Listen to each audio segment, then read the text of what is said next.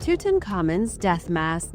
One of the creepiest things ever found in archaeological history is the death mask of Tutankhamun. It's definitely the most recognizable of any treasure taken out of the boy pharaoh's tomb. And as we know, the Egyptians were both obsessed and fascinated with death. From mummification to the afterlife, ancient Egyptian culture was thorough in their death practices and preparations. And this is where the death mask comes from. The death mask was detailed with the facial features of the deceased and then put over their face in the coffin.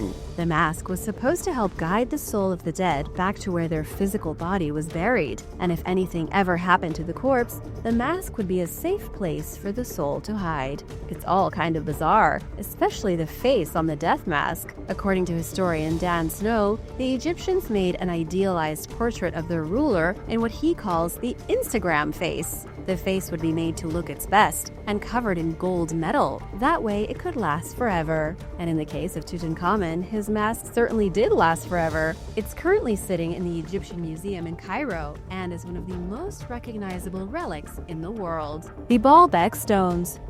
Baalbek is an ancient Phoenician city located in what is today Lebanon, just north of Beirut. It was inhabited as far back as 9000 BC and grew to be one of the major pilgrimage sites in the ancient world. But of course, these weren't Buddhist or Islamic pilgrims. They were worshipping a different god. People came from all over the land to give praise to the sky god Baal. The city's name actually translates to Lord Baal of the Bekaa Valley. In the very center of the great city was an enormous temple dedicated to Baal and his consort Astarte. Even all these years later, the ruins of the temple are still there. But here's the mystery that scientists have never been able to solve. The city of Baalbek was built using giant stones. The foundation cornerstones weigh about 100 tons each. The retaining wall was built of even bigger monolithic stones, weighing over 300 tons. Nobody has any clue how the ancient people of Phoenicia managed to move the stones, or how they could even transport them to the city. One of the blocks was discovered a mile away, weighing 900 tons. When the Romans arrived about 2,000 years ago, they used the original stones as foundations for their own buildings and temples. Even they couldn't figure out how the Phoenicians had manipulated the building blocks. Some say they could have only been moved using something like a spaceship or a great piece of modern machinery. And even after decades of study, scientists are still confused. Heraklion. The discovery of the lost Egyptian city of Heraklion is arguably one of the most amazing of the last 2 decades. It was found in 2001 by Frank Gaudio with help from the European Institute for Underwater Archaeology. Since its original discovery off the coast of Alexandria, it's been yielding non-stop secrets. Heraklion was once the largest and most important port city in all of Egypt. Dating back to as early as the 12th century BC, Heraklion was destroyed 2,000 years ago, near the end of the 2nd century BC. What happened is a bit of a mystery, but it likely had to do with a great tsunami that caused sea levels to rise. It happened over a brief period of time, with the city gradually flooding until the whole thing crumbled into the Mediterranean. Ever since, it's been hiding beneath the water's surface, just off the coast. Ever since excavations began in 2001, archaeologists have found great statues, broken ships, the remains of temples, objects from daily life, and huge blocks of shattered stone. Many of these treasures have been brought to the surface, such as a huge red granite statue of the god of fertility, Hapi, and a massive bronze statue of Osiris. Archaeologists even found a fruit basket from 2,400 years ago with the fruit still in it. The Vampire of Perperikon. At the archaeological site of Perperikon in Bulgaria, the grave of a young man who may or may not have been a vampire was just uncovered. The young man was found buried with an iron knife stuck through his heart and his left leg cut into 3 pieces and placed neatly beside him. Head of excavations, Professor Nikolai Ovcharov, says he believes this young man was mutilated after death as part of an anti-vampire ritual. The townsfolk were trying to save themselves from a potential blood-sucking vampire rising from the grave. As for why they may have thought this guy was a vampire, the professor went on to say that he probably experienced an unnatural cause of death. This could mean anything from a mysterious disease to dying under dubious circumstances. Whatever the case, An iron knife through the heart and the dismemberment of one leg seemed to do the trick. And believe it or not, the vampire wasn't the only bizarre grave found here. Another was found with a woman and child positioned like the Virgin Mary and the baby Jesus. And yet again, the professor says this fairly common type of burial was a medieval practice to protect the townsfolk from something they didn't understand. Normally, it was the plague. Pot burials. For decades, archaeologists in Egypt have been uncovering what they refer to as pot burials. These burials consist of ceramic vessels and the bodies of infants, children, and occasionally even adults. The infants and children are usually buried peacefully inside the large ceramic vessels.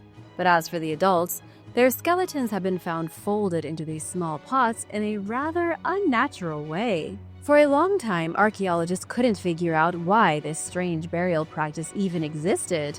One of the theories was that it was used by the very poor because they couldn't afford real coffins. They essentially used the containers as sarcophagi. A new study published in the scientific journal Antiquity may finally have the answers. Researchers are now saying these weren't lower-class burials at all, but done purposely to symbolize rebirth. The jars were representations of the womb, the first cycle in life. By putting a dead person back inside the womb, it completed the circle and helped transition their soul into the afterlife. At least that's the way the researchers look at it, and it makes the most sense to me. Another aspect is that many of the burial pots found in Egypt have signs of damage around the mouth, done intentionally. Researchers have argued that this supports their idea about rebirth. Intentionally damaging the mouth of the pot was a symbolic way to help ease the dead one's spirit into the next life, symbolizing cracking an egg. Hands of Egypt. A team of archaeologists in Egypt discovered something exceptionally gruesome near the ancient city of Avaris. They found a series of 4 pits containing severed human hands. 2 of these pits were found in front of what had once been a throne room, with 1 human hand in each. The 2 other pits were unearthed at the edges of the old palace, containing a total of 14 human hands between them. And to really make things that much stranger, there were no left hands at all, only right hands. Manfred Beitak, the project leader, told Life Science that most of the hands are also abnormally large, which seems to make no sense at all. So what could be the meaning of burying several disembodied, larger-than-average right hands? Even more interesting is the fact that the hands date back to 3,600 years ago, to the days when the Hyksos, descended from northern Canaan, controlled most of Egypt. Their capital was at Avaris, known today as Tel el-Daba. These hands were buried at a time when King Kayan ruled over the city. Amazingly, archaeologists have a fairly good idea of why these hands were left here. It looks to be the first real evidence of a practice only heard of until now in ancient Egyptian writing. A soldier would present the severed right hand of their enemy to the king in exchange for gold. It was a symbolic gesture, with the Egyptian warrior depriving their enemy of power by stealing their hand. Getting gold for the gruesome exchange was just a bonus. The Nazca landing strips. The Nazca lines in Peru have been a mystery to archaeologists ever since they were discovered in the middle of the desert in the 1920s. The Nazca lines are a group of geoglyphs drawn in the ground to create the huge shapes of animals and things that look like monsters. They can be found about 250 miles south of Lima and were created by the Nazca culture 2,000 years ago. What's truly unusual about this historical art is that the images can only be seen from above. This has led to a lot of speculation as to why and how they were built. If the locals couldn't even see them without hovering in the air above, what was the point? In total, there are over 300 designs covering the desert, including representations of at least 70 animals and plants. Some of them measure a whopping 1,200 feet long. There is also one particularly strange geoglyph that appears to show a human figure dressed like an astronaut. We know the lines were created beginning in the year 100 BC. Each geoglyph was made by removing about 15 inches of rock to reveal the lightly colored sand beneath. The geoglyphs started out small and got bigger as the Nazca learned what they were doing. In the early 1940s, American historian Paul Kosuk studied the lines and determined they had some connection to astrology. After that, the German archaeologist Maria Reich suggested the animal geoglyphs were meant to represent groups of stars in the sky. As we moved into the 60s and 70s, researchers began to suggest they were made as markers for alien visitors. These theories are pretty wild, saying that aliens helped build the lines as part of a great landing strip for their huge space vehicles. But of course, that's probably not the case. Right now, the best guess scientists have is that the lines were made for some unknown ritual astrological purpose. Genie lamp. A very real genie lamp has been discovered by archaeologists in Israel. It's a bronze oil lamp shaped like a face, found in the City of David National Park. According to archaeologists Ari Levy and Dr. Yuval Baruch, the lamp was intentionally buried underneath the foundations of a building to bring good fortune to the residents. It was what archaeologists call a foundation deposit, a type of offering that was typical in the ancient world.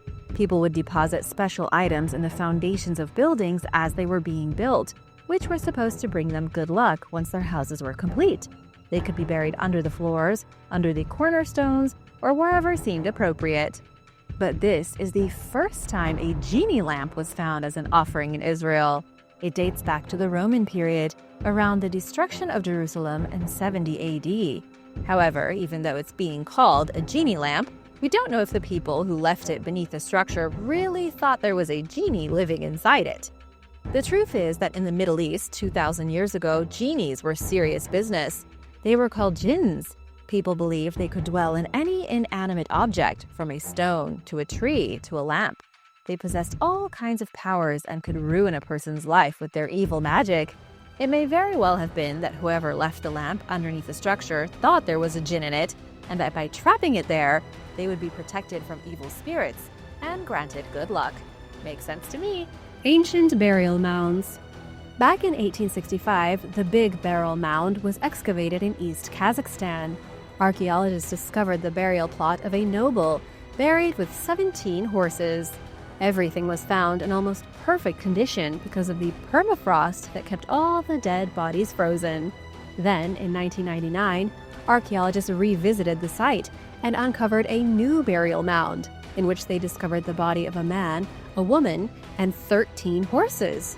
This new burial proved exciting because archaeologists also found gold ornaments depicting strange mythical creatures. They found things that looked kind of like elk, totally indiscernible animals, and things that may or may not have been griffins. This entire area is covered in graves. The ancient steppe people who lived here in the Altai region thousands of years ago were some of the first to bury their dead. Archaeologists even found cenotaph graves in which a person had a burial without their body. If someone died or went missing, a symbolic burial was created in which a horse would be killed and buried along with an empty stone coffin. As for who the people were, researchers believe they may have been associated with the Yuezhi people. They were probably wiped out in the 3rd century AD when the Huns rolled through the area and killed pretty much everyone. Ancient soldier's helmet. In Israel, archaeologists recently discovered an ancient Greek helmet that had probably been worn by a soldier fighting against the Persians. The discovery was made by a Dutch ship in Haifa harbor and turned it over to the Israel Antiquities Authority. It's dated at around 2,500 years old. The origin of the helmet can be traced back to the city of Corinth in Greece, where it was first produced in the 6th century BC. It was such a popular helmet that armies all throughout the Mediterranean started to use it.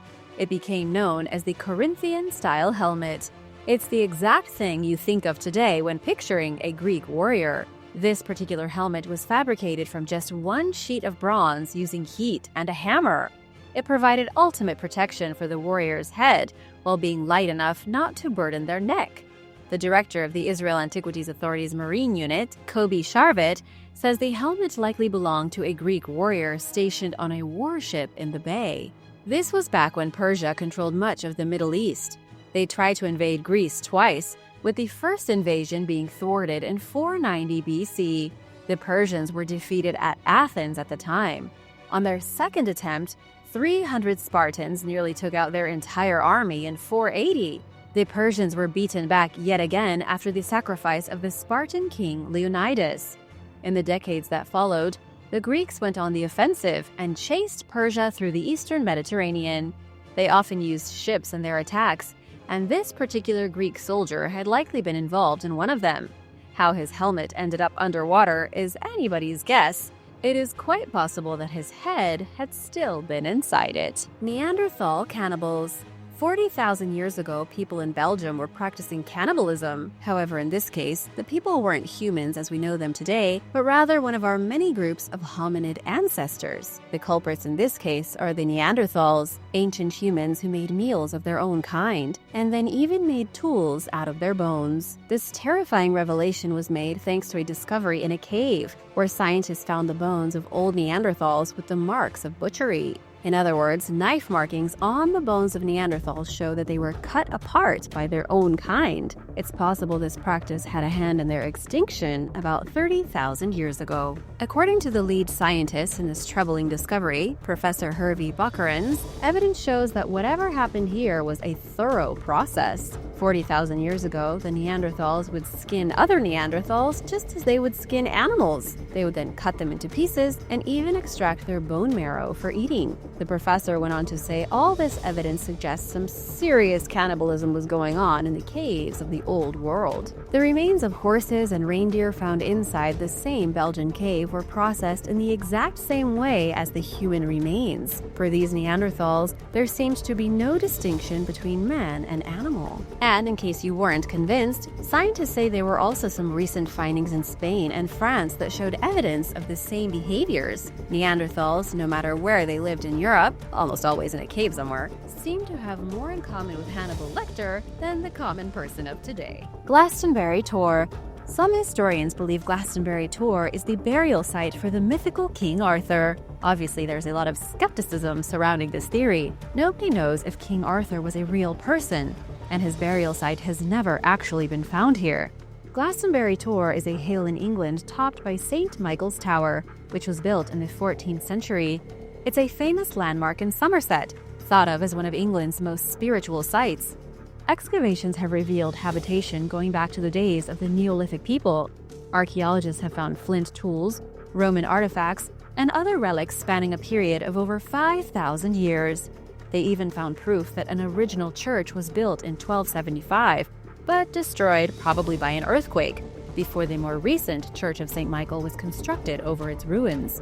Ever since the 12th century, Glastonbury Tor and the legend of King Arthur have gone hand in hand. In 1191, King Arthur's and Queen Guinevere's coffins were allegedly discovered here and then lost, but historians don't believe it. They think it was just a hoax to increase the area's popularity. The truth is that we don't know just how important this area was 800 years ago. If King Arthur was real, perhaps he was buried here. However, no tomb of any sort has ever been discovered. Ninja throwing stars. A bizarre collection of flattened clay balls sat in a pair of Japanese museum collections for decades until 2019. That was when Japanese archaeologist Akihiro Iwata realized they weren't ordinary stones, but extremely early ninja throwing stars, also known as shurikens. They were used by mysterious ancient ninjas during feudal Japan as deadly throwing weapons. According to Iwata, these throwing stars come from the Sengoku period of between 1467 and 1615. They were almost definitely real weapons used by a ninja, or maybe even several ninjas. While we think of these characters today as fanciful martial arts masters from kung fu movies, the truth is that ninjas were more than heroes of legend. They were masters of espionage, assassination, guerrilla warfare, and sabotage. They date all the way back to the 12th century, but it's rare that physical evidence of them is actually found. These throwing stars were excavated from 2 archaeological sites in Greater Tokyo, periodically from between 1920 and 2010. Some of them were found in the ruins of Iwatsuki Castle, but when they were first found, nobody connected them to throwing stars. They had decayed so much that they looked like flat green stones. They were found along with some clay balls that may have been caltrops. Caltrops were also ninja weapons, thrown on the floor to injure the feet of enemy soldiers or horses when they accidentally walked over them. Iwata believes the ninja artifacts probably come from the siege of Odawara, which happened in 1590. It was when 2 of the most powerful clans in Japan battled for domination, the Toyotomi and the Tokugawa. Mysterious elk bones. The bizarre discovery of ancient elk bones has been puzzling archaeologists since 1999. When a series of bones were excavated from the Lundby Bog in Denmark, archaeologists later dated the mysterious elk bones back to sometime around 9400 BC. Give or take a century, that's about 11,000 years before today. But this was based on science from 20 years ago. Specialists recently went back to take a new look at the bones and were able to date them back even further to 9873 BC. What this means is that the elk bones weren't buried in the bog over a short period. They weren't part of a single mass sacrifice or anything. Instead, they had been placed in the bog over several centuries. What makes this so mysterious is that, according to Christopher Buck Pedersen with the Museum of Southeast Denmark, there have been no settlements found that are that old in the region. People were clearly living here and continuously placing bones in the bog, yet there is no trace of any habitations from the period associated with the discovered bones. We don't know who put the bones in the bog or why, yet there are several of them, at least 6 deposits just bursting with elk bones. It almost certainly had something to do with a prehistoric ritual, but it's impossible to paint a clear picture of the site and its purpose without more evidence. The best guess scientists have now is that the Maglemosian culture was behind the elk bones. This is because archaeologists discovered an axe made from elk antler, something we know was used by the Maglemosians between the years 9000 and 6000 BC. Archaeology at the Olympic Games. When Beijing was chosen as the host for the Olympic Winter Games in 2015, they decided the Olympic Village should be built in the town of Taizicheng. This small town just so happened to have some ancient ruins in it. The government agreed to do a quick survey of the area to make sure nothing of too much historical value was damaged or lost because of the Olympics. And that was when they discovered something huge. They unveiled for the first time in nearly 800 years the abandoned Taihe Palace of the Emperor Wan Yanjing of the Jin Dynasty. Roughly 800 years ago, this mysterious palace was one of the most important places in the empire. It was near the capital city of Yanjing, what would become Beijing as we know it today, and was used primarily as a summer retreat for the emperor. After its discovery, Beijing agreed to move the Olympic Village to a different location, though not far away. The Olympic Village and the ancient Summer Palace are now connected by a single road. Plus, archaeologists spent a great deal of time and effort to turn it into a park, displaying the cultural relics for the Olympians to enjoy some Chinese culture during the Games. Cave Outlaw. Speaking of creepy things found in caves, a dead body discovered in the Civil Defense Caves near Du Bois in Idaho has finally been identified. Body parts were first discovered in this cave back in 1979, then again in 1991. But the dead person was never identified until just now. He only dates from about 100 years ago, but his story is still pretty fascinating. He was a notorious outlaw last seen alive in the year 1916, and from what we can tell by the evidence, he wasn't exactly the most brilliant outlaw of the day. The caves themselves were formed by lava running through the rock millions of years ago. Now, these caves are popular for hikers in the region to go with their dogs on a day of adventure. But 100 years ago, the caves weren't used for anything. They would have been completely empty, which would have made them a perfect place for the outlaw Joseph Henry Lovelace to hide. Scientists figured out his name by doing DNA testing and genealogical research. Joseph was born in 1870. After he married his second wife, Agnes Octavia, they had 4 children together. Unfortunately for Agnes, he seemed to have misunderstood until death do us part and murdered his wife in cold blood in 1916. He was caught bootlegging liquor and was sent to jail, but somehow escaped. We don't know exactly what happened to him after his escape, but archaeologists are pretty sure he was murdered. While it may have seemed as though he was hiding out in the caves, they say the fact that Lovelace's head was never found means he was likely killed and then dumped in the cave afterwards. What do you think? Murder? Wild animal attack? Whatever the truth is, he came to some kind of bad end in those caves. Sacred underground tunnels of Mesopotamia.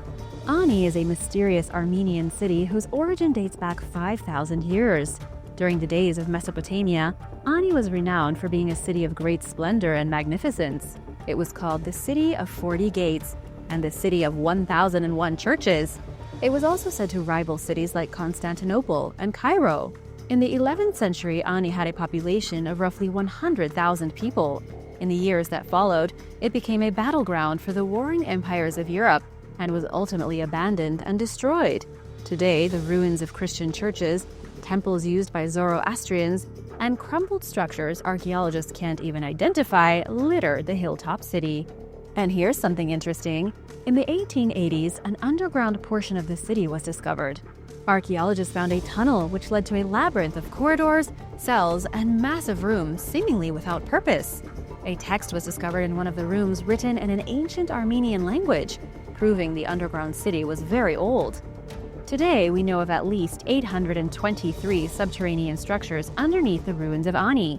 These structures include stables, monasteries, tombs, and dwellings. And yet nobody has been able to figure out why such a great and prosperous city had a secret underground portion. It's a mystery thousands of years old that will probably never be solved. Magical girdle. Archaeologists have discovered a magical birthing girdle. Yep, that's right. But the girdle isn't what you're probably picturing in your head. It wasn't a piece of clothing strapped to a woman's abdomen to make them look thinner. It was a strip of parchment about 10 feet long and covered in Christian emblems. It was used as a magical amulet by women in the 15th century to protect them during pregnancy and to keep them safe during childbirth. The magical girdle was found in England and analyzed by experts at the University of Cambridge. They learned very quickly that the girdle had been heavily used. Many of the images and text had been worn away by use, and it was covered in plant and animal proteins as well as human fluids. It was undoubtedly worn by many different women as they gave birth as a way to protect their babies. The Christian images on the girdle are quite interesting. There's a picture of nails, presumably from the crucifixion. Jesus' name is written on the parchment, and there is also a picture of Jesus standing with his crucifixion wounds, dripping blood from his hands. The rest of the girdle is covered in Christian prayers. Because childbirth was the leading cause of death for women in the medieval period, they believed the pictures of Christ and the Christian prayers wrapped around their bellies would protect them and their infants. Grave of the giant warlord. Archaeologists have discovered the grave of a giant warlord horseman from the 11th century. He was found inside an extremely elaborate grave, decorated in a death mask, adorned with the fang of a bear, and buried with heaps of arrows. All these trinkets were supposedly indications of just how strong and powerful the warlord was. Scientists say he towered over other people of the day, at least a foot taller than the average Siberian native at the time. He stood approximately at 5'11". That's actually taller than the current average for American men, meaning that by the standards of the time, this man was a giant. This man has been named Bogatyr by the Russian researchers. It translates roughly to great warrior. But even though this man was huge and most definitely a fearsome warrior in what is today Western Siberia, there is still a great deal that archaeologists can't figure out about him. For example, his death mask was found laced with metal fish figurines. Archaeologists and other researchers are unsure about what they mean, but suggest they could have had religious significance. There was also a decorated bronze mirror placed on his chest that the experts are a bit confused by. They think it may have been a tool designed for the dead man to communicate with the gods once he was buried. And then, of course, there was the small hoard of arrows that he was supposed to use for any necessary hunting in the afterlife. Bogatyr was probably around 40 years old when he died. The cause of death isn't certain, but it may have had something to do with the fact that his left arm was severed and buried beside his broken shoulder. He almost definitely died in battle. Too many skeletons. Archaeologists have made one of the most important discoveries in England in decades. They unearthed the remains of 40 people from 2 separate eras of ancient England. The discovery was made because some new homes were being built in the town of Deal. While workers were digging the foundations, they found an ancient cemetery. The people buried in this cemetery were probably some of the very first humans to ever speak English as we know it today. Tim Allen is the director of the archaeological project involved in the dig. He told reporters that after practicing archaeology for 36 years, this is the most important thing he's ever been a part of. The people buried in the cemetery were from the culture known as the Jutes, the first people who spoke English. It wasn't exactly like our English today, but Old English. It was the foundation for what we speak now.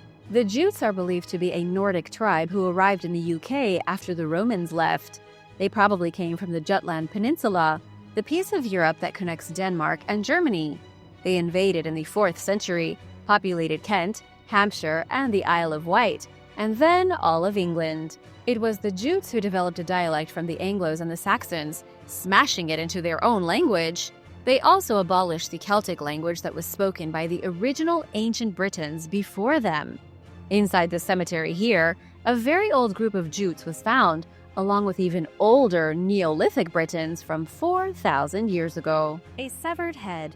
In Brazil, a severed head was discovered complete with a set of amputated hands buried in the dirt some 9,000 years ago. To understand why a severed head was found in the dirt, keep in mind that when the European colonizers arrived in South America, the natives widely practiced body mutilation. They cut off heads and displayed them, sacrificed people to their gods, and did all kinds of other seemingly barbaric and terrible things. The oldest decapitation ever found in South America, before this one, dated back 3,000 years and was found in Peru. Until recently, archaeologists had speculated that decapitations were mostly done in that part of the continent. But this newest discovery at the site of Lapa do Santo in Brazil shows evidence of human occupation going back 12,000 years. Rock shelters here could have been used by some of the earliest human beings to ever step foot in South America. Back in 2007, researchers discovered pieces of a buried human body here in the rocks. The head had been cut off,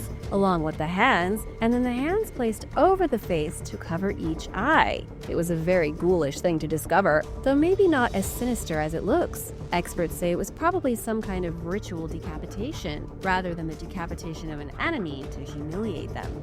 Band of holes. In Peru, archaeologists discovered a strip of land about a mile long covered in mysterious holes. The holes are shallow, almost like unused graves. Experts have been researching these holes for decades, with little to no success. The strange site is called simply Band of Holes. The holes were first discovered in 1931 when pilots started flying over the area. Nearly a century later, we're not much closer to finding out their origin. What we do know is that the holes were dug about 500 years ago in the 15th century. Each one is 3 feet wide and less than 4 feet deep. They also weren't carved out of the ground exactly, but were constructed using soil and rocks brought in from somewhere else. Looking at it from the outside, it doesn't make too much sense. In total, there are over 5,000 of them. Here are the most entertaining theories. Some say aliens, with the holes being left by some kind of propulsion system when they took off from the ground. But a more grounded theory is that the holes were part of an ancient Inca tax system. Archaeologists Charles Stanish and Henry Tantalian from the University of California say the pits were used as measuring devices for redistributing food. People would have had to bring their food and dump it into these holes, and then it was redistributed to people in the kingdom like some kind of early communist program. What do you think these mysterious holes were used for? Let me know in the comments below. And now for number 5. But first, want to give a big shout out to Oliver F. Rupert and Lily Lipstick. Thanks so much for your support and for spending time with us. If you are new here, be sure to subscribe to join the Origins Explained family. Roman Feast Mosaic.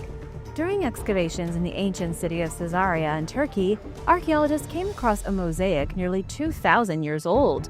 The mosaic shows an ancient Roman party, a festival or a banquet that may have been held before a great hunt.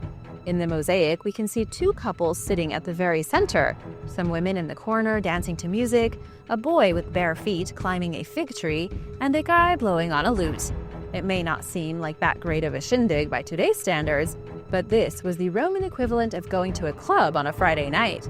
Really, it's a snapshot of a legendary Roman party that's managed to survive all these years, buried underneath the ruins of a once great city. The city is also quite fascinating. For centuries, it was called Kahramanmaraş, ruled by the Assyrians, the Persians, and later the Macedonians. When the city was conquered by the Romans, they changed its name to Caesarea in honor of the great Julius Caesar Augustus. It became a major hub of Roman activity and apparently a pretty wild party destination. But 1,500 years ago, a great landslide buried the city. It was truly buried, rolled over, and covered in several feet of dirt. It remained hidden underground until found by archaeologists in 2007. If you could go back in time and join a rambunctious Roman party 2,000 years ago, would you? Let me know in the comments. And now for number 5. But first, want to give a big shout out to Sasha, Layla, and Teresa Strickland, who's a longtime subscriber. Thanks so much for watching. We wouldn't be here without you. If you are new here, welcome, and be sure to subscribe to join the Origins Explained family. Stone Age rituals. In Sweden, on the uninhabited island of Blajufrun, an ancient ritual center has been discovered in a series of caves. The ritualistic activities that went on here date back up to 9,000 years ago. Even today, the island has a deep association with witchcraft, curses, and supernatural forces. The archaeologists behind the discovery say that there was extensive human activity on the island during the Stone Age. They found a fireplace underneath a huge hole that had been hammered into the wall of one of the caves. This could have been a stage that was partially covered. That way spectators could stand at the top and peer down the cavern entrance, seeing the flames and hearing the great hammering at the wall. And here's where things get really spooky. Researchers at the site discovered an altar where offerings may have been made to unknown deities. But because this was 9,000 years ago, whatever details of the types of ceremonies and rituals that were enacted in this ancient site that reeks of magic is still a total mystery. Ancient seal bones have been discovered underneath the rock. Quartz has been found for making tools, but not much else. No human remains have been discovered to suggest sacrifice. All we know is that something creepy was going on here, and all these years later, not a single soul lives on the island. Perhaps there is a reason for people to shy away from the area. A very old garden. Outside of a tomb in Egypt, archaeologists have discovered the remains of a garden. Boring as that might sound, it's actually pretty cool. 4,000 years ago, it seems the ancient Egyptians were just as fascinated with gardening as we are today, maybe even more. The tomb was found in the ancient Egyptian capital of Thebes, discovered by a Spanish team at the Dra Abul Naga necropolis. Just outside the entrance of the tomb is a garden divided into square plots about a foot across each. Archaeologists believe the garden may have been more than just for decoration. It may have played a role in funerary rites, with each plot containing a very specific species of plant or flower. They even found the roots of a tree 4,000 years old, as well as the remains of a shattered bowl that once contained dates and other types of fruit. These fruits had probably been presented as an offering. The team also found a small temple made of mud and brick attached to the tomb. Within the temple, they found 3 stone slabs. One of these slabs was inscribed with a dedication to 4 Egyptian gods: Montu, Ta, Sokar, and Osiris. It's quite difficult to figure out exactly what was happening here 4,000 years ago, but nature definitely played a big role. Because the dead were usually surrounded by things they enjoyed in life, thereby allowing them to continually enjoy them in the afterlife, we can only assume they really enjoyed nature and eating fruit. If you could only pick one kind of fruit to eat in the afterlife, what would it be?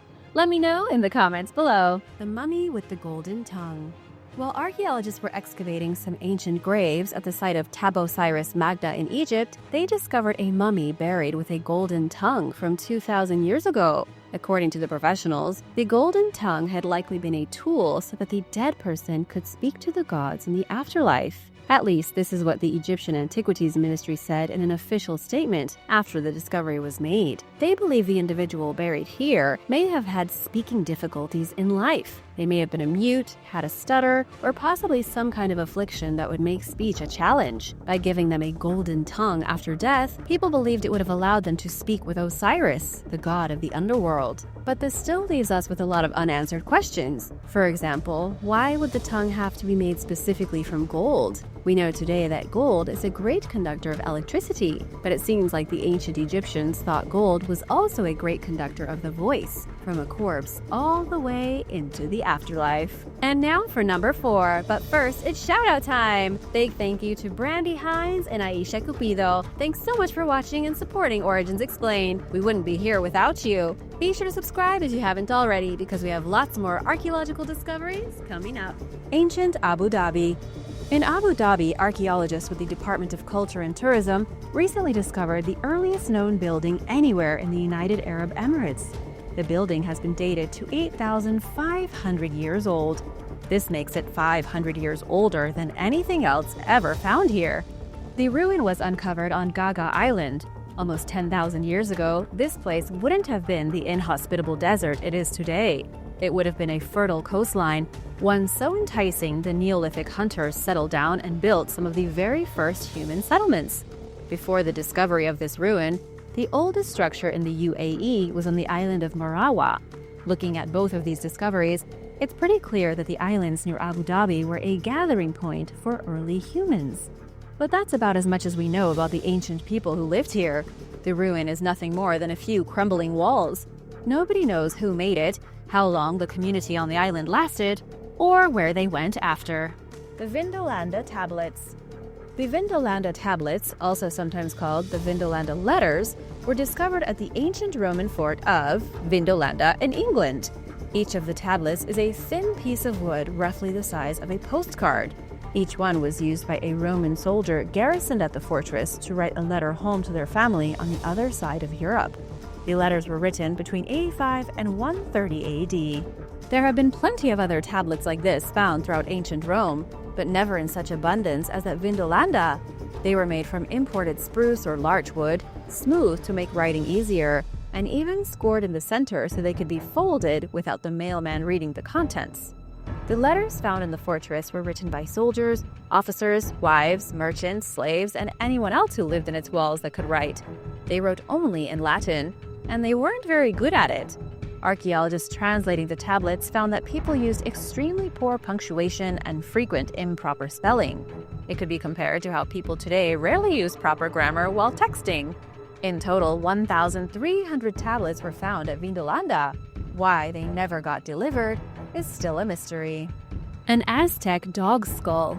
Excavations at a subway extension in Mexico City turned up one of the more unusual Aztec offerings ever found. Archaeologists found the skull of a dog with holes in it. The holes indicate that it was at one time displayed on a ritual skull rack called sompantli. These racks are exactly what you're picturing in your mind. Imagine a rack for hats or coats, except it's filled with human skulls. This type of decor was normally reserved for the victims of human sacrifices. But the presence of the dog skull shows that our canine friends may have also been the unfortunate victims of having their heads mounted. At the same time, excavators found the skull of a woman and the skulls from two men with similar perforations. These skulls were probably also mounted on a public display rack. But it's really the dog that has the attention of archaeologists because something like it has just never been found before. The skull dates back to somewhere between 1350 and 1521. This was the prime killing season for the Aztecs. When they captured warriors from rival groups, they almost always sacrificed a few of them as offerings to their gods. And when victims were offered up as food for the gods, their heads went on racks. Archaeologist Maria de Jesus Sanchez says horse skulls have been found on racks before, but definitely never dogs. And now for number 4. But first, I want to give a big shout out to Ashley's Interest and JM. Thanks so much for supporting Origins Explained. If you are new here, be sure to subscribe for more scary archaeological discoveries. Ethiopian monoliths. Researchers with Washington State University have discovered that a group of stone monoliths in Ethiopia are 1,000 years older than anyone previously thought. The team used radiocarbon dating to look at the monoliths at the Skaro Sodo archaeological site. This happens to be the place with the highest concentration of megalithic structures in Africa. There are an estimated 10,000 spread through 60 or more clusters in this single part of Ethiopia. They were first discovered and studied by French researchers in the 1990s, who assumed they were made about 900 years ago. The results from this latest study have proved them wrong. The monoliths were actually built 2,000 years ago in the 1st century AD. Ashanafi Zina, the lead author of the study, said Skaro Sodo is one of the most understudied sites on the planet. It's still unclear where these monuments came from or which group of people made them. We know the material used in their construction came from hundreds of miles away in Kenya, but we don't know what the purpose of the monuments was. More effort to study this site and its mysteries has been going on recently, which could lead to some pretty incredible revelations about ancient African cultures and societies from this understudied region, the cemetery beneath Cambridge. An Anglo-Saxon burial ground was found beneath the University of Cambridge. It wasn't found literally underneath the school, but under a plot of land that's being turned into an accommodation block for students. It was when construction started that workers began to find human bones and realized they were dealing with a medieval cemetery. So far, excavations have revealed at least 60 graves dating back to between 400 and 650 AD, or around the same time as the Sutton Hoo site. Many of the graves contain interesting artifacts like pieces of brass jewelry, glass flasks, rusted weapons, and smashed chunks of pottery. Dr. Caroline Goodson, a Cambridge University lecturer, says the excavation of the cemetery has been an amazing opportunity to look into the past of Britain, including how life was changing at the end of the Roman period. The cemetery was used in the centuries following the fall of Rome, then onward until perhaps the 7th century. But what surprised archaeologists the most was that all these graves had been hiding underneath modern houses in the 20th century, and no one had a clue. The people who had lived in the homes over the cemetery had quite literally been sleeping over the bones of roughly 60 people without the slightest indication or knowledge. Would you want to know if your house was built on top of an ancient cemetery? Let me know in the comments below. Rocky Gari. At the beginning of the 20th century, there weren't really any archaeological records of what happened in India between the Stone Age and the Dark Age. But then came the discovery of the Harappan culture, pushing back civilization in India over 2,000 years. We now know about the cities of Dholavira, Mohenjo-daro, and Rakhigarhi. These were the major hubs for the Bronze Age Harappan, giant cities surrounded by agricultural settlements and filled with skilled craftsmen. In total, archaeologists have identified at least 2,000 sites related to the civilization. Mohenjo-daro was considered the biggest at over 300 hectares until the year 2020. That was when 11 mysterious mounds were found in Rakhigarhi, spanning an area of at least 550 hectares. This site appears to be the biggest, but it's only been 5% excavated. Nobody has any idea what its significance was, why there's barely anything left except a handful of buried ruins, or how it fits in with India's ancient history. That being said, it's not that surprising that archaeologists are confused. The Harappan civilization is believed to have existed for only 1,300 years.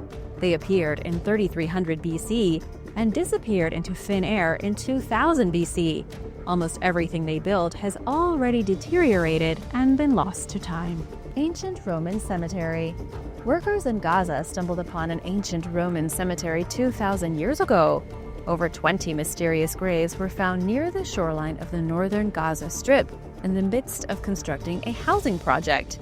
The Antiquities Ministry has called it one of the most important discoveries in the past 10 years. But this should be no surprise considering how rich the history of Gaza is. It's been an important hub for multiple civilizations as far back as the days of ancient Egypt, and even the Philistines from the Bible. It became part of the Roman Empire and was a busy area during the Crusades. Archaeologists have even discovered the ruins of a city once besieged by Alexander the Great, and the ruins of a different city destroyed by the Mongol invasion. In this ancient Roman cemetery, archaeologists believe there are at least 80 graves in total, yet they've only identified 20, and have only opened 2 of them. One of the graves contained the ghoulish remains of a skeleton, along with some clay jars. What the rest of the graves contain will be revealed with time. Semi-digested food. What I'm about to tell you is kind of disgusting, so you better prepare yourself. New research has proven that our Neanderthal ancestors feasted on the semi-digested food that they discovered inside the stomachs of animals they hunted. As gross as that might sound, the stomach contents of animals are in fact totally edible. You could go hunt a deer right now and eat whatever it hasn't digested at the time of its death. Neanderthals figured this out and used it to their advantage to get as much food and nutrition from their kills as they possibly could. The discovery came in part by analyzing the plaque found on Neanderthal teeth. Researchers found a bizarre substance known as chyme. The only way to get chyme is to take it from the stomach of a dead animal. Partially digested food mixed with stomach acid creates a disgusting green goop called chyme. Since it was found on Neanderthal teeth, they were very clearly consuming the undigested food of their prey, leading to the green goop being found in abundance. But this gross discovery was actually part of a larger study on the Neanderthal diet. Researchers found that our ancestors ate pretty much anything they could. Some Neanderthals even feasted on chamomile herbs, which taste terrible and have absolutely no nutritional value. Some researchers believe they ate chamomile to self-medicate. Maybe they made tea. Then again, maybe not. Neanderthals may not have been that smart. They may have actually been eating half-digested chamomile by accident while slurping from animal guts. Would you ever eat half-digested food from an animal's stomach to survive? Let me know in the comments below. A collapsed tomb. Unfortunately, in Ireland's County Dublin, a very old wedge-type tomb has collapsed. After 4,500 years, the ancient tomb has finally crumbled. It was built in the Neolithic period before the Bronze Age and stood the test of time until late 2021. It's rare that we get to see with our own eyes the final collapse of something so old. It's like being present for the day the pyramids in Giza finally break apart. This wasn't the most famous tomb in the world. It's located on private farmland in Shankill. It was never really taken care of. The tomb met its final end thanks to tree roots displacing its stones and causing the capstone to fall between the two support columns. This was one of the very last tombs to be built as a burial ground in the Neolithic period. Yet it's so far in the middle of nowhere, and nothing else has really been found near it, that its origin is a mystery. We of course don't know who was buried here, how important they were, or even what happened to their body. Most likely, dust to dust. The Huldremos woman. The Huldremos woman is one of the best preserved bog bodies that has ever been discovered. She's also, without a doubt, the very best dressed bog body ever found. She was discovered back in 1879 by a school teacher in Denmark who was digging peat turf. He dug the woman's body out of the muck, and she became a scientific marvel. Out of the more than 500 bodies discovered in peat bogs throughout Denmark, buried between 800 BC and 200 AD, she is perhaps the most remarkable. From what we know today, the Huldremos woman died in her 40s, sometime between the year 160 BC and 340 AD. Back then, living past 40 was quite impressive. But what's even more impressive is that the woman was found fully dressed in some beautiful examples of Iron Age clothing from Northern Europe and Scandinavia. She had on a woolen skirt, woolen scarf, and 2 capes of animal skin. She was quite fashionable back then, even wrapped in a fur coat made from the skin of 14 sheep. Analysis has shown that her skirt, capes, and coat would have been different colors, suggesting Iron Age people were much more colorful than we give them credit for today. This surprising information makes you wonder how many other historical periods may have been more colorful or vibrant than we imagined. The cremated remains of the Buddha. In a small Chinese village, archaeologists discovered the cremated remains of someone in the ruins of a temple. The remains were found inside a ceramic box with a very mysterious inscription on it. The inscription says that the ashes in the box belong to Buddha himself, Siddhartha Gautama. They were gathered by monks of the Lotus School from the Longxing Monastery. Over 2,000 cremated fragments of the Buddha were collected, along with his bones and teeth, and buried in the hall of the temple on June 22, 1013. Along with the box, archaeologists also found over 260 Buddhist statues. All of these artifacts were hidden underneath the ruins of what is believed to be Manjusri Temple. Here's where science and history get a little complicated. The Buddha was a very real person who died 2,500 years ago.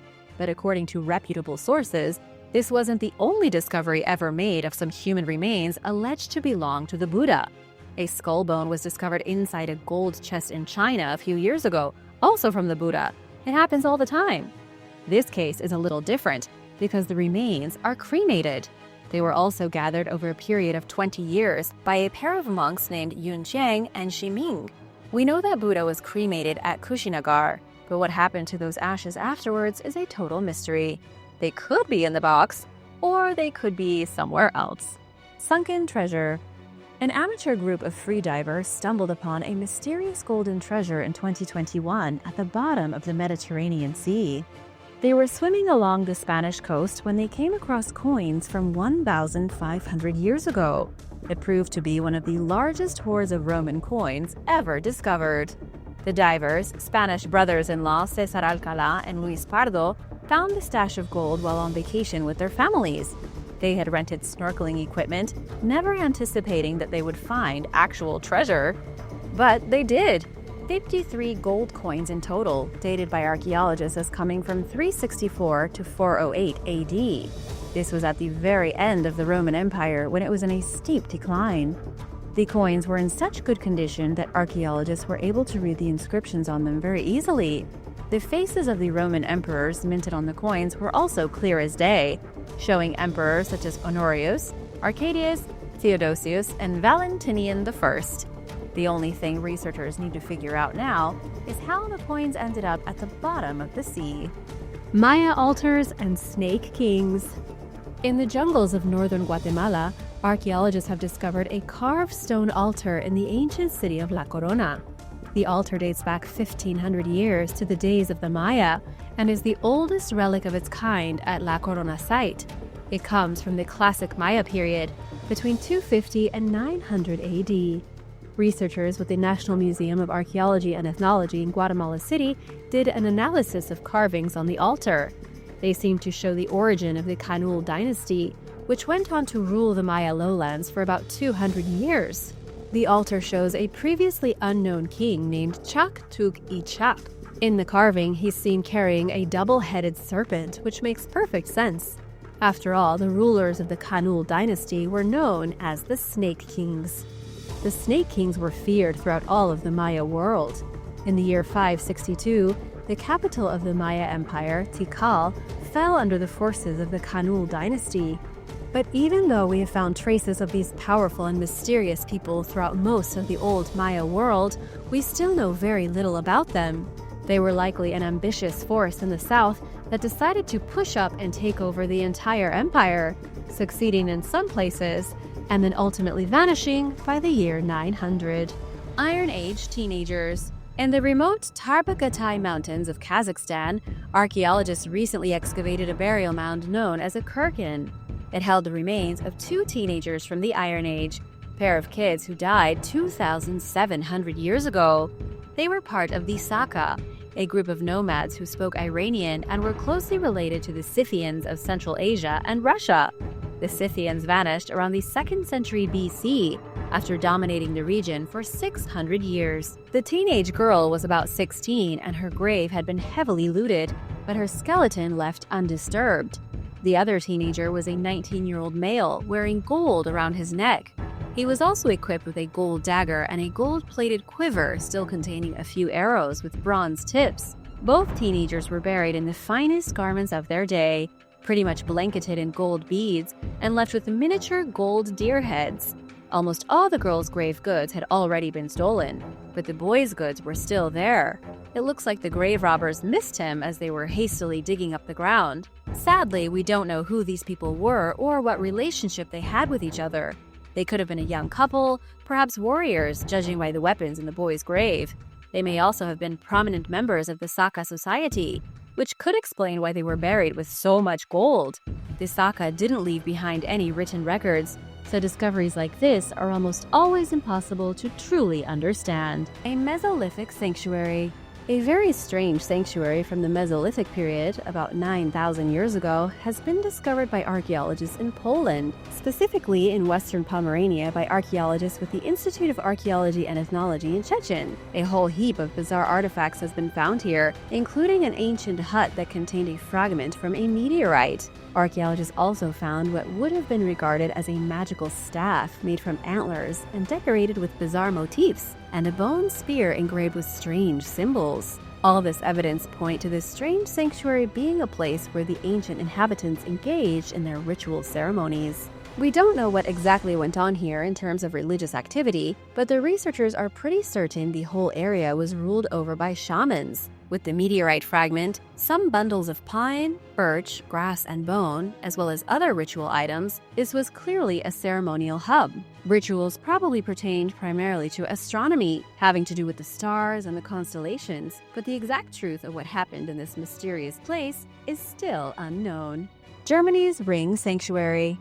There are unexplained mass graves located at what some have called the Stonehenge of Germany.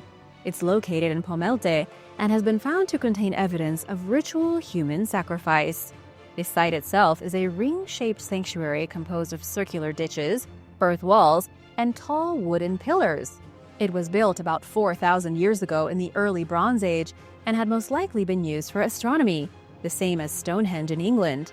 Things probably weren't exactly the same, but the rituals were undoubtedly quite similar. But here's where the two sites are very different. At the Ring Sanctuary in Germany, archaeologists have identified the remains of over 35 longhouses in which the ancient people once lived.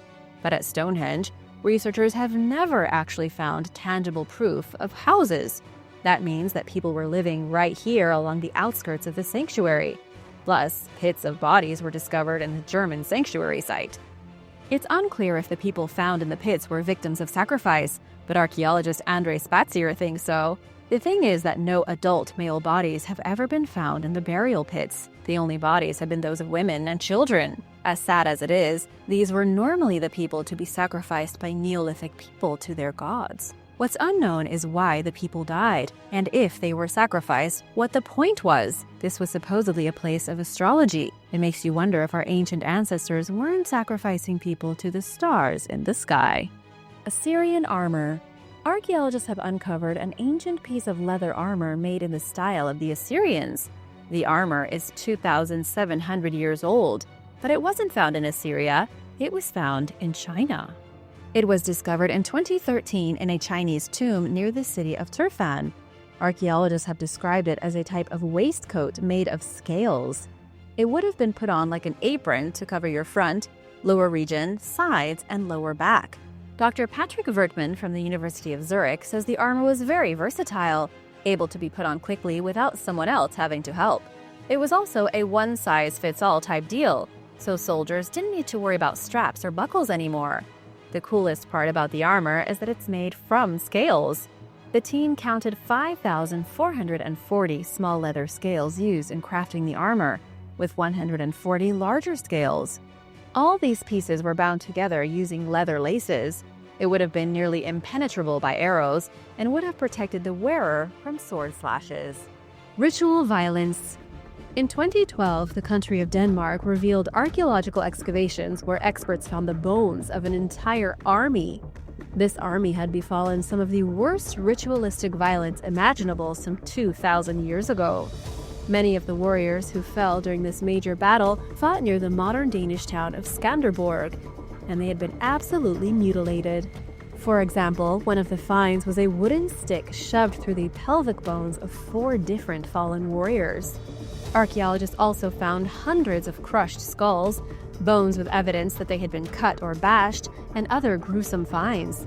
According to the researchers from Aarhus University, all of this brutality occurred about 6 months after the fallen warriors had already been lying dead on the battlefield. Here is what likely happened. Dead people were gathered together, the flesh was cleaned from their bones, and then they were brutally desecrated before being moved to the nearby lake and disposed of. It was probably some kind of religious act, but archaeologists are stumped about what the precise purpose could have been. Today, it honestly just seems like violence for the sake of violence. Roman trading town. A mysterious Roman trading town has been dug out of the ground in a remote field in England. Archaeologists uncovered an ancient Roman road, industrial factories, domestic buildings, a hoard of over 300 coins, and several water wells. The trading town is one of just over 100 new archaeological sites that have been examined since the HS2 rail network began construction in 2018. It seems just about every 10 feet the construction workers go, another archaeological site is uncovered. This is one case where we know a whole lot about the history of the area. We know there was an Iron Age village here with more than 30 houses when the Romans invaded in 43 AD. Over the next 400 years of Roman occupation, the original settlement expanded and became prosperous. New buildings were put up, agricultural and industrial areas were added, and the simple village began making bread, pottery, and metals. The road was installed to connect the town to other nearby villages, and it became a major trading hub. At its height, there would have been several hundred people living in the town, but probably less than 1,000. But in the Roman days, it was basically New York City. The tree graves of Indonesia. Deep in the jungles of Indonesia, in the remote and mountainous region of South Sulawesi, you can find the bodies of babies buried inside the trunks of living trees. This amazing ritual has been going on for centuries, with the villagers here literally entombing their deceased young ones inside of living plants. The reason they do it is so that the young soul can be absorbed back into nature. By carving a hole in a massive tree trunk, then wrapping the infant in cloth and placing them gently inside, the villagers believe that their body and their spirit will coalesce with nature. While this might seem scary and even disturbing on the outside, it's actually quite peaceful. The villagers here say that the wind will carry away the soul of the infant, while the body will become one with the tree. In just a single tree, you can find dozens of babies interred in little cubbyholes, locked inside the trunk and sealed by small wooden doors. But this isn't done for every small child, only for those so young that they haven't started teething yet. The truth of the crystal skulls. There's nothing quite as supernatural in the field of archaeology as a crystal skull. For that matter, no other archaeological artifacts are quite as controversial. Throughout the world, there are dozens of very rare crystal skulls stored in public collections and stashed away in private ones. Some of them are crystal clear, some of them are smoky colored, and they all come in different shapes and sizes. Most are believed to have come from Mexico or Central America many hundreds of years ago. But what's the truth behind the crystal skulls? Were they really carved by an unknown civilization that predates the Maya and the Aztec?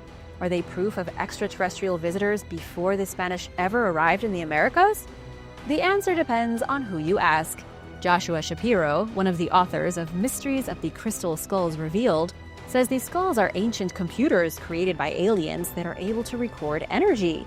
If unlocked, the skulls can replay events and images based on who has come into contact with them. Archaeologists say that this is nonsense.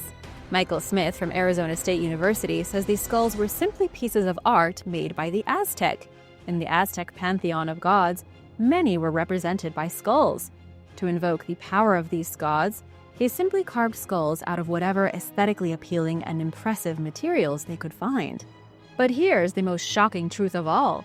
According to the British Museum and the Smithsonian Institution, there are no crystal skulls. The British Museum did a study and found that all the crystal skulls they could get a hold of stored in museums were carved as recently as the late 19th century. There has never been a crystal skull found, officially, at any archaeological excavation. Primeval China. An international team of researchers have just shed light on the lifestyle of primitive people living in China 40,000 years ago. At the mysterious archaeological site of Xiama Bay, researchers found stone tools and evidence of ochre processing.